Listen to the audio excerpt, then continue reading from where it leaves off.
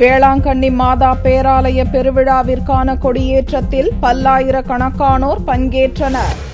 நாகையில் உள்ள வேளாங்கண்ணி மாதா பேராலயம் மத நல்லிணக்கத்திற்கு அடையாளமாக விளங்குகிறது.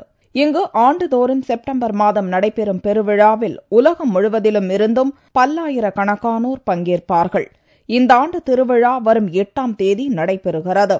இவ்விழாவிற்கான கொடியேற்றம் வியாழனன்று மாலை கோலாகலமாக நடந்தது.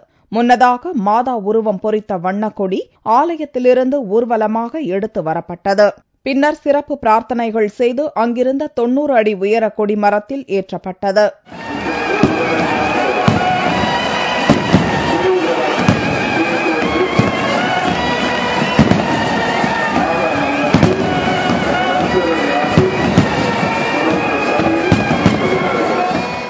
இந்த கொடியேற்ற விழாவில் தமிழகம், புதுச்சேரி மற்றும் பல்வேறு நாடுகளைச் சேர்ந்தவர்கள் கலந்து கொண்டனர். கொடியேற்ற விழாவை முன்னிட்டு பேராலயம் மின் விளக்குகள் அலங்கரிக்கப்பட்டிருந்தது.